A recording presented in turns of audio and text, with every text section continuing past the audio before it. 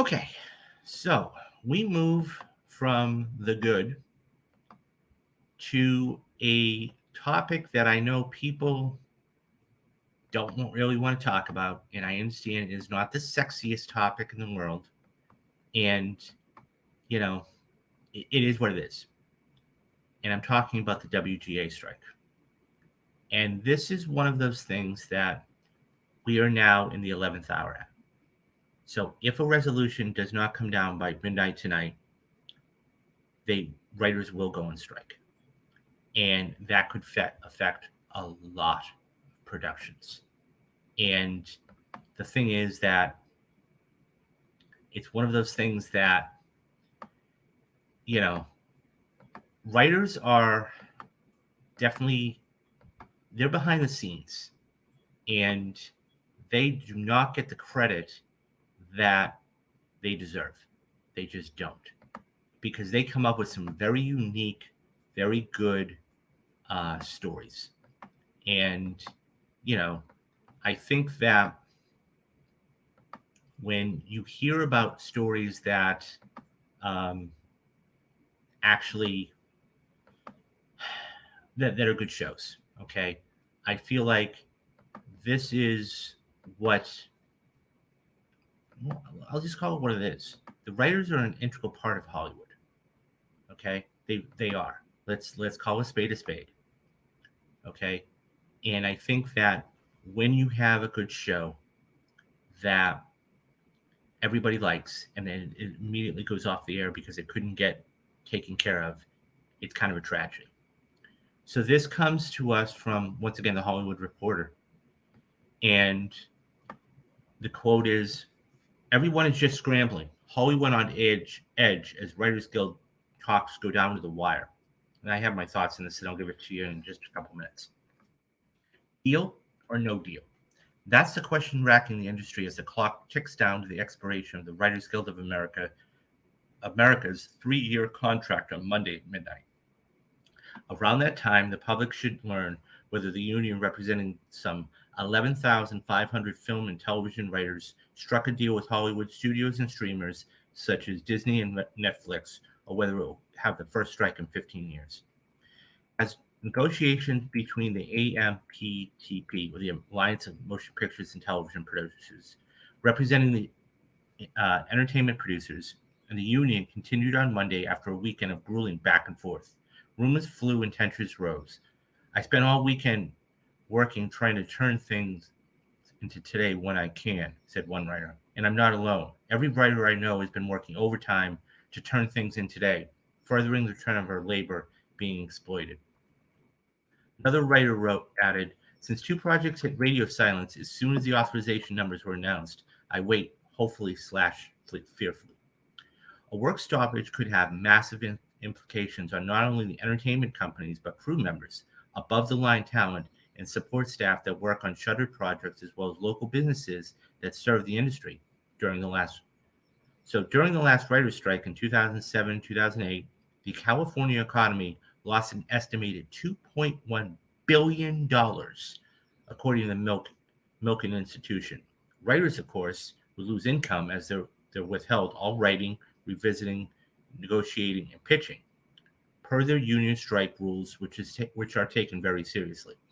And some among the ranks might see lucrative overall deals evaporate if a strike went on long enough by dint of divorce provisions. There are multiple ways that the conclusion of Monday's talks might unfold. If the parties were to reach a deal, the WGA would inform its membership and a strike would be avoided, at least temporarily. Any deal would have to be ratified and voted on by the membership, who theoretically could still reject the deal, in which case the strike could still be on the table. If they accept the agreement, the industry would avoid a work stoppage, which many have been fearing for months. The WGA and AMPTP could also, in theory, temporarily extend their expired contract to keep negotiations going if both sides feel that they are close to a deal. This option increasingly unlikely as the WGA has been previously signaled to industry investors that if a strike does occur, it would begin May 2nd. so it would begin tomorrow. The union further informed members on Sunday night to, quote, be ready for a potential strike, end quote, even if negotiators were to continue hammering out details with studios and streamers on Monday, and asked them to fill out a survey regarding picketing locations. Finally, if the talks break down, the WGA's negotiating committee decides to call for a strike, that work stoppage could begin soon thereafter. The union would need to get the sign off from its Western Branch Board and the Eastern Branch's council, and then inform its member of its picketing locations and times. On Sunday, a WGA contract captain, a union member who volunteers to disseminate internal information to fellow members, said, depending on the timing of the decision, picketing could start as early as Tuesday morning or afternoon.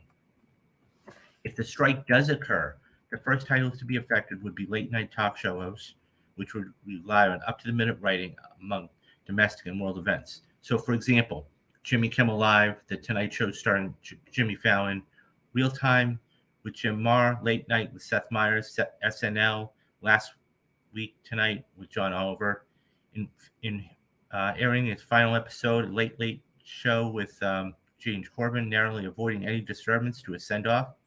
SNL, whose next episode airs May 6th, would almost certainly be disrupted, as many of its cast members are also writers. Next, the WGA has advised could come network television series like Abbott Elementary, as writers on shows that premiere in the fall tend to commence in their jobs in May or June. For now, these scenarios are still prospective, and players across the industry remain in a state of suspense. One resigned literary agent told The Hollywood Reporter, quote, it's definitely happening. The timing is terrible, and I think a lot of writers will agree with that. Everyone is just scrambling to get as much done as possible today, end quote. Another said, quote, the WGA is a well-run union, end quote, noting rumors that the union might extend the deadline than others that the option was off the table. I think that's smarter. I think that they have to strike to make national news and really show their weight. Another agent said the studios will have to cave, but they'll have to cave in 6 weeks. At the heart of the negotiations is the rapidly shifting state of the industry and writers who feel that they've been left behind, their roles increasingly gigafied as a result of major companies' wholeheartedly embrace of streaming platforms. While streamers like Netflix and Amazon Prime have come favorite, quote, short room series, end quote, those are series that are 8 to 10 episodes long or less, as opposed to the network that used to be 22 or 24. Many writers are working for shorter periods of time and earning less as a result, the WGA has alleged. Writers must also look for new work more frequently.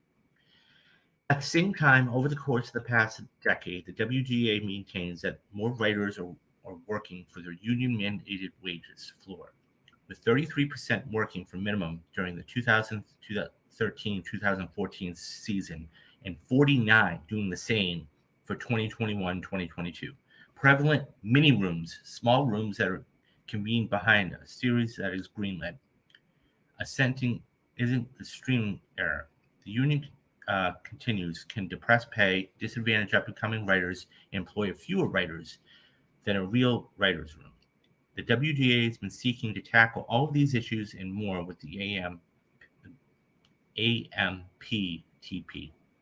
Meanwhile, member companies like Warner Brothers, Netflix, Disney, Amazon, Discovery, and more are looking to contain operating expenses as much as possible as they seek Wall Street favor and to weather an uncertain economy income. Since late 2022, waves of painful layoffs have hit WBD, Paramount Global, and most recently Disney in the name of cost-cutting production. Executives are trimming costs where they can, and various projects seen unperforming has been disappearing from streaming services. And whatever the writers receive from the AMPTP could set a precedent for the directors and the actors who negotiate soon after. As the alliance member continues, remain keenly aware.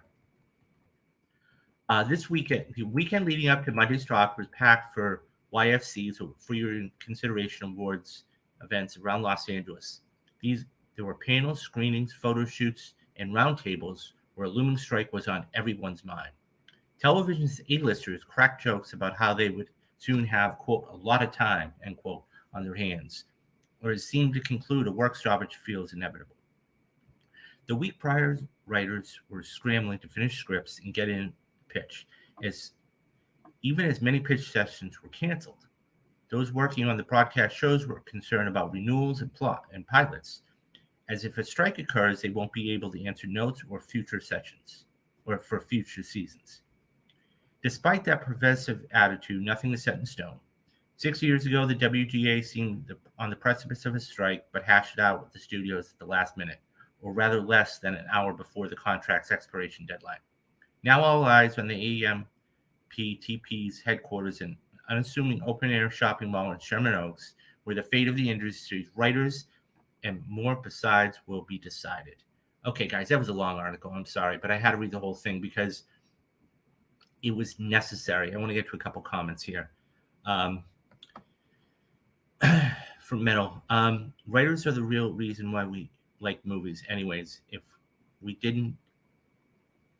we never have good writers, we would never get last 10 years of the MCU. Yeah, I mean, that's a good point, Metal. I mean, writers are so vitally important to this industry that they're the unsung heroes, really, because they are the ones that come up with the stories that you and I watch on TV or streaming, and it's so necessary. So let me give my thoughts on this because it's a necessary thing. Number one, any strike that happens, and what you just heard with the figure with the with California losing what they is incredibly hard. Okay, California is the fifth or sixth biggest economy in the world. That's right, in the world. So I mean, when you lose billions and billions and billions of dollars, it is painful. Okay, forget about the jobs that are lost for a minute for crew and talent, but just money. That being said, I think we got to also look at something else. These are people too, okay? And when you look at it from that perspective, you have to, they are trying to earn a wage, okay? And they just have a different job than you and I do, okay? And that being said, I think that just give them what they want. Give the writers what they want. They want a good salary, give it to them, okay? Because there are so many things out there that, look, inflation is killing everybody, okay? It's $5 for a gallon of gas, okay? It's, if you go down to Los Angeles, it's $6 a gallon of gas, okay? Some upwards of $7 in some places, okay? When you're making only a certain amount of money, you know, you have what you're known as living wage and then a minimum wage. Minimum wage, you know, it gets you things, but it doesn't, you can barely survive. You can't put anything in your savings. If your car goes south, what do? Okay, you have to use your credit card to get it fixed, and then you've got to pay your credit card off. Okay, a living wage is something that you can actually live off of. Okay, that says, okay, I can actually put food on my table, keep my roof over my head, have a car to drive, clothes on my back, and everything else. And I think that's what they want, not to mention all of the other things. And this is how people forget. This is how, way back in the day when we had that writer's strike, this is how reality television started. This is how we got shows like Survivor and Big Brother and The Amazing Race and all these shows on top, because nobody could write. Nobody could write and nobody could get their stuff in. So they started doing these shows and eventually picking up steam. And 20 years later, look, there's some of the biggest stuff on TV, you know? So the point is this. And what I'll say is this. I think that one of two things is going to happen, okay? Number one, this is going to come down once again to the 11th hour. And if it comes down to the 11th hour, we are almost at the 11th hour, okay? We are, as far as Pacific Standard Time, okay, it's 1 o'clock here. Okay, they have 11 hours to bang something out. This is either going to come down to like 10 o'clock at night, or when they do go on strike, it's going to be a long strike. Buckle in, because this is going to be a fight. and who knows what happens at that point. That being said, okay, if you have a streamer like a Netflix that is really one of the major proponents and players of why this happens. Okay, because look, all things look at, this is one of them. That being said, the only way you can get the CEO, and I said this last night, okay, the CEO only cares about subscribers. That's it. They only care about subscribers, and they only care about your subscription and getting your money. That's it. He has even come out and said theatrical is not our model. You take a look at something like a Glass Onion, okay, made $16 million in 1 week. Guess what? Okay, he pulls it because they think, oh, they'll come and see it on Netflix, which they didn't. By the way, Ryan Johnson said, oh, I wish they had kept it in theaters longer. The theaters were begging them, hey, could you please, because there was nothing out at the time, could you please keep this in the theaters? And they said, fuck you. So I have no sympathy for Netflix. Okay, they turn around, they win 4 Oscars this year for All Quiet on the Western Front.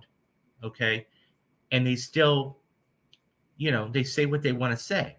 Okay, the whole password thing is going to be starting in June. Okay, that's just to make money. Okay, so you can't share with somebody else. And I've said this: what you do, okay, and Netflix is a part of this. They're not the whole thing, and they're not the whole villain here, okay, but they are part of it, the majority of it.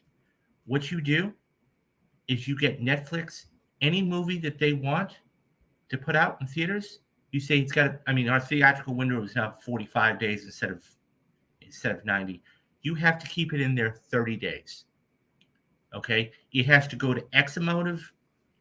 It has to go to X amount of theaters, and you must keep it in there 30 days in order to have any consideration, okay, for Oscars. If you don't want to do that, then that's clearly up to you. But you can't do that. Have your cake and eat it too. You can't, because they're not playing ball with everybody else. All you got to do is look at Apple and Amazon, and they said we are going to put $1 billion theatrically into feature films. Take a look at Air.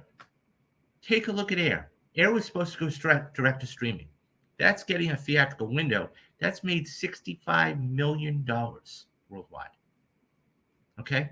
That was on a $70 to $90 million budget. That's either going to break as soon as that hits streaming, okay? That's either people going to buy that up, that's either going to break even, or it might make a profit. That's crazy. So, look at what Creed 3 did. Creed 3 was done by Amazon, right? Now, that was always going to be a theatrical release, that being said. But, so I blame Netflix here. And they really are the culprits. But that's what you do. So, and to see these guys and gals crunching to try and get these in, I remember, I'm of the age where I remember 22, 24 episode seasons. Hell, people don't realize it now. There was a show back in, 2002, 2003. It was called 24. Kiefer Sutherland, Jack Bauer. John Cazaro is an amazing filmmaker. That was one of the most innovative and inventive and fun shows on television. Every single episode was 1 hour of the day. It was an amazing show. By the way, go check that out if you haven't. It's an amazing show. But seriously, I remember, and now they're having 8, 9 episodes. Look at Game of Thrones.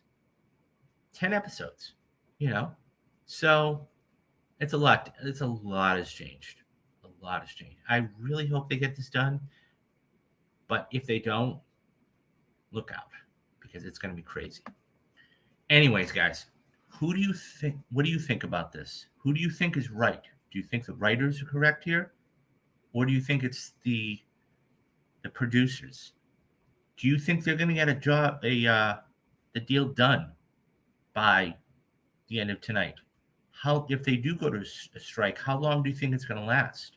Leave me your thoughts down in the comments, and I'll get back to everybody.